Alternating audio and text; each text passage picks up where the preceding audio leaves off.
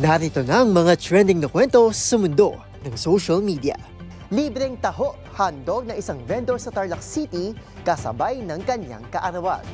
Bingo session na hinaluan ng Mathematics Challenge, viral. Mga green sea turtle hindi na itinuturing na endangered species. Ilang major websites at applications nakaranas ng malawakang internet outage. Pinakamataas na tulay sa buong mundo, binuksan na sa China. Bianca Umali nanawagan sa mga opisyal ng NAIA na magdagdag ng mga upuan sa terminal.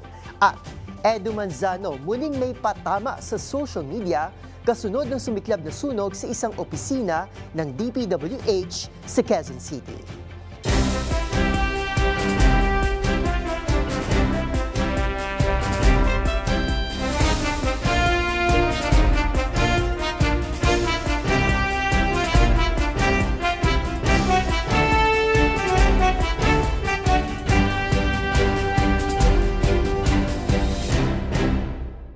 Iba't ibang mga nagva-viral na kwento na naman ang ating pag-uusapan.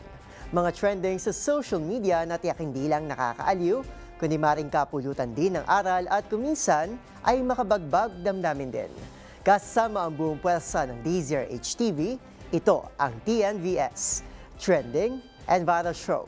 Nakahandang kumpletuhin ang buong kwento. Masaya, malungkot o isyong pambayan man yan, sagot na namin ang inyong tanghalian. Ako po ang inyong lingkod, Arnold Herrera ng DZRH TV. Una sa Pilipinas, una sa Pilipino.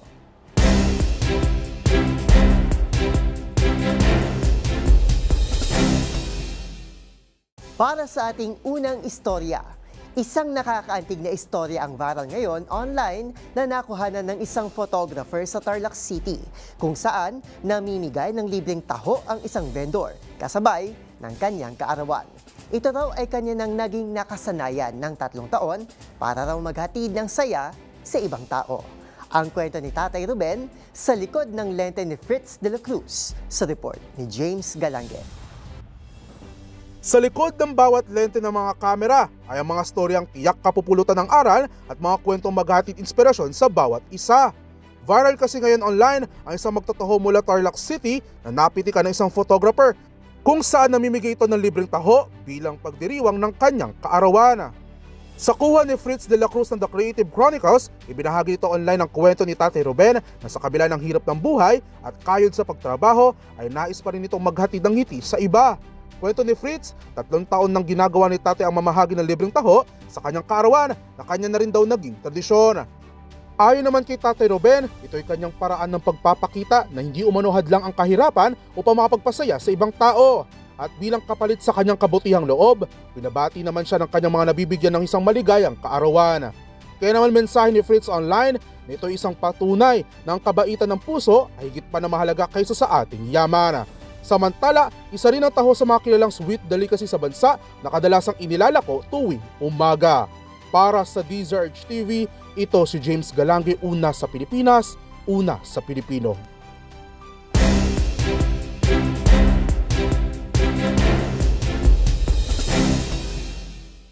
Para sa ating next viral story, mapalamay man o lansangan, isa sa paboritong libangan at pagkakitaan ng mga Pinoy ay ang paglalaro ng bingo. Sino ba naman kasi ang hindi matutuwa kung sa simpleng pagtawag ng mga numero ay pwede nang dumoble ang iyong taya? Pero matutuwa ka ba kung ang larong yan ay lalagyan ng kakaibang twist na susubok sa iyong kaalaman sa matematika? Silipin ang kwelang bingo session na yan dito sa aking report. Handa ka bang sumugal? Hindi sa swerte, kundi sa iyong sariling kaalaman. Tila ito kasi ang kakaibang twist sa isang bingo session na nag-viral kamakailan sa social media. Tulad ng nakagawian, may isang nakatoka na bumunot at tumawag ng mga numero na may katumbas na isang letra na bumubuo sa salitang bingo para sa tsansang manalo kung ikaw ang mauunang makakumpleto ng pahalang, patayo o diagonal na hanay ng mga numero. At para sa extra challenge, napakamot ulo na lang ang mga kalahok nang bigla itong haluan ng mathematics ng tagabunot ng numero. Yes. Sa G, 46. 45 plus 7. So, may ganun pa. 53. Ayun! 45 plus 7. 53. 52. 52. 52 lang pala. Imbis tuloy na mag-chillax lang sa pagtatantos ng bingo cards, nauwi pa sa kwelang tawanan at pagtatalo ang bingo players sa tamang sagot, lalo't na booking kung sino ang medyo alanganin ang addition skills. Sa isang punto, makikita pa nga ang isa na nagbilang na sa kanyang mga daliri para mag-compute ng tamang sagot.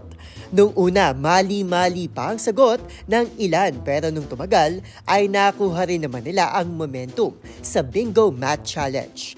Pero nang mapunta sa 50 plus 19 ang nabunot na numero, muli silang nagtalo at napakamot ng ulo kung 64 o 69 ba ang tamang sagot.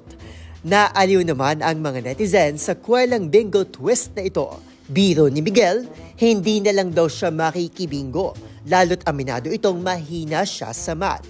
Tanong naman ni Nalin, baka naman daw pwedeng magdala ng calculator para di masyadong mahirapan. 65! Oh, Bingo! Bingo! Inintay ko ay bingo din! Bingo! Alam! Extra challenging man, hindi ito naging hadlang para sa dulo ay may makabingo sa laro ng swerte. Para sa DZRH TV, ito si Arnold Herrera. Una sa Pilipinas, una sa Pilipino.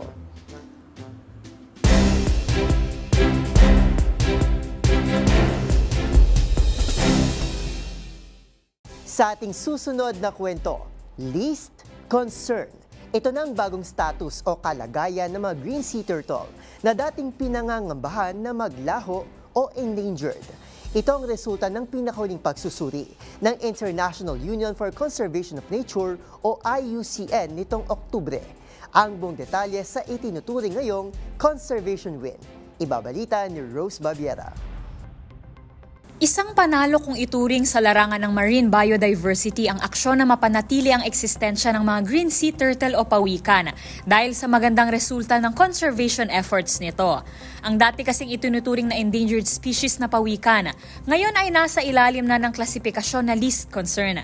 Ibig sabihin lang nito, mataas na ang populasyon ng naturang species at mababa ang tsansa na ito ay maging extinct. Ito ang resulta ng pinakahuling pagsusuri ng International Union for Conservation of Nature o IUCN. Batay sa pagtataya ng datos mula pa December 2024, ang populasyon ng mga green sea turtle ay tumaas pa simula noong 1970s. Ayon sa IUCN, ito ay bunga ng dekad-dekadang pakikipagtulungan na maisalba ang lahi ng mga naturang hayop. Para makamit ito, nag-focus ang mga sayantipiko sa proteksyon ng mga babaeng pawikan na naglilimlim ng kanilang mga itlog sa mga dalampasigan, sa pagpapalakas ng panawagan sa mga lokal na komunidad na bawasan ng pag-harvest ng mga itlog ng pagong para kainin o ipagbili, at paggamit ng mga aparato para maiwasan ang hindi sinasadya o aksidenteng paghuli ng mga pagong kapag nangingisda. Ayon sa mga conservation groups, ito ang epekto ng pinaigting na pagtutulungan at pagsusulong ng mga conservation efforts na patuloy na sinususugan sa loob ng maraming taon. Tinanggap naman nila ang reclassification at masayang ipinagdiwang ang tagumpay na ito sa larangan ng konserbasyon. Gayunpaman, hindi raw dapat makampante ang mundo at dapat magpatuloy pa ang mga aksyon tungo sa mundo kung saan maaaring mamuhay ang mga hayop na malaya sa banta ng pagkawala ng tirahan, paghuli at pagkitil. Ang mga green sea turtle ay pangalawa sa pinakamalaki sa 7 uri ng mga sea turtle na matatagpuan sa 80 hanggang 140 bansa sa buong mundo. Para sa DZRH TV, ito si Rose Babiera. Una sa Pilipinas, una sa Pilipino.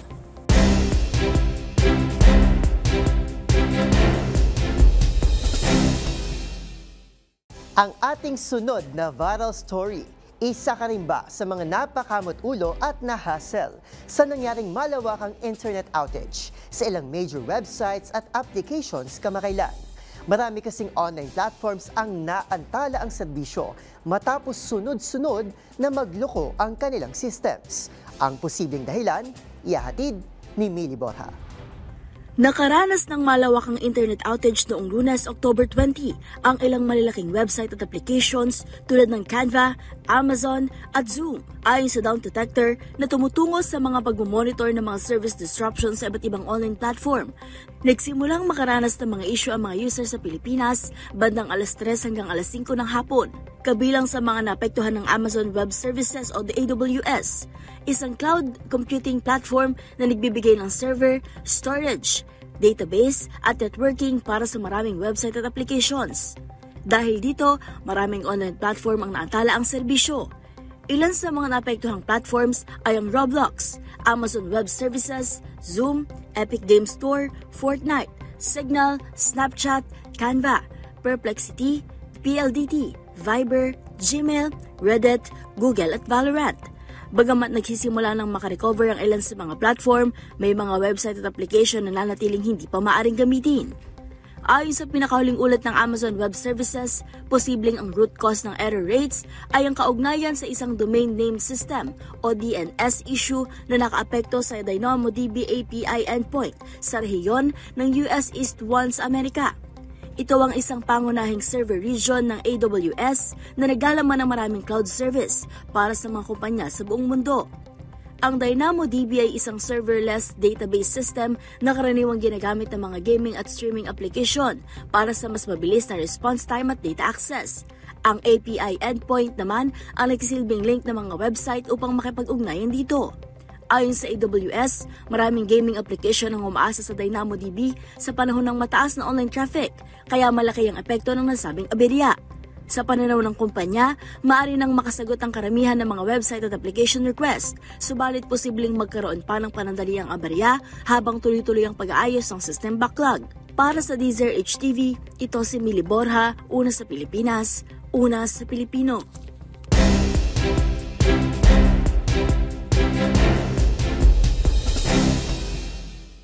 Sa ating sunod na istorya, sa loob ng 3 taon na tuloy-tuloy na paggawa natapos at pinasinayaan na sa China ang Huajiang Grand Canyon Bridge, ang itinuturing na pinakamataas at pinakamalaking tulay sa buong mundo. Dahil dito, ang dating 2 oras na biyahe ay kaya na raw paikliin sa 2 minuto. Ang kamangha-manghang konstruksyon na yan, silipin sa report ni Rovic Manuel. Matapos ang 3 taon na tuloy-tuloy na konstruksyon, natapos na at bukas na sa publiko ang Huajiang Grand Canyon Bridge sa Guizhou Province sa China. Ito na ang itinuturing na pinakamataas na tulay sa buong mundo. Ang biyahe dito, sinasabing mula sa dating 2 oras, ay kaya na ngayon ng 2 minuto na lang. Ang tulay na yan may taas lang naman na 625 meters o katumbas ng 2,050 feet mula sa ibabaw ng Beipan River. Mas mataas pa ito kaysa sa Golden Gate Bridge sa San Francisco at sa Shanghai Tower na pinakamataas na skyscraper sa China. May haba naman ng tulay na 4,659 feet na pinakamalaki ng naitayo sa kabundukan sa China. Ayon sa Guizhou Highway Engineering Group, ang naturang bridge ay nagpapakita ng husay at kapasidad ng konstruksyon sa lugar na maaring isa pa sa maging world-class tourist destination.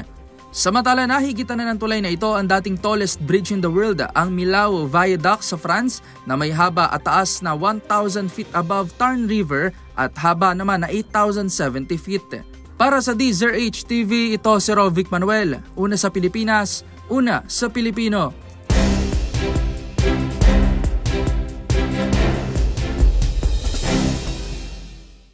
At para sa ating trending showbiz balita, matapang na naglabas ng hinaing ang aktres na si Bianca Umali sa mga opisyal ng Ninoy Aquino International Airport. At veteran TV host actor na si Edu Manzano, muli na namang may patama sa social media, kasunod naman ng sumiklab na sunog sa isang opisina ng DPWH. Ang panawagan ni Bianca at panibagong kwelang pasaring ni Edu sa report ni Showbiz Angel. Idinaan ng aktres na si Bianca Umali sa social media ang panawagan sa mga opisyal ng Ninoy Aquino International Airport, partikular na sa Terminal 3, dagdag na upuan ang hiling niya para sa mga naghihintay na biyahero.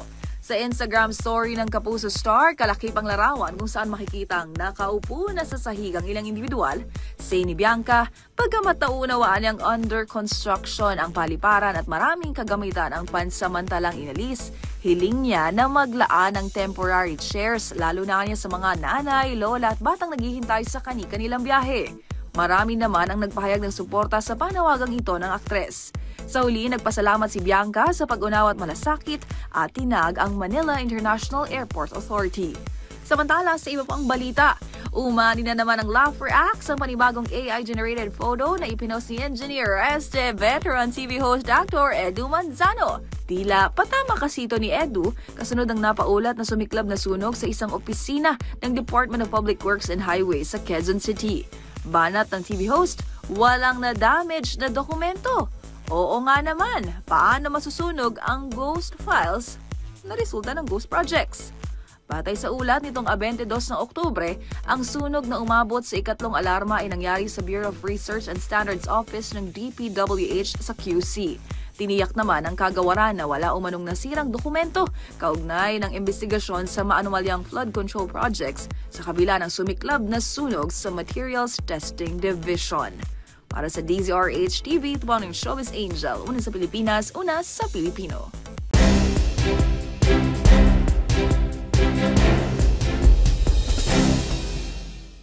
At yan ang mga kwentong kinagiliwan, pinusuan at gumawa ng ingay sa social media. Kung meron din kayo mga katulad na istorya, ay i-share nyo na yan sa ating comment section o di naman kayo i-tag nyo kami sa TikTok at DZRH News. Maraming salamat po sa inyong patuloy na pagtangkilik sa ating programa. Magkita-kita tayo muli sa susunod na linggo para malinghimayin, tuklasin at buuin ang mga detalye. Para kapag nakita mo ang viral video na may nag-share, ikaw na mismo ang magdaragdag ng mga impormasyong nalaman mo sa TNVS, Trending and Viral Show. Ako po si Arnold Herrera ng DZRH TV, una sa Pilipinas, una sa Pilipino.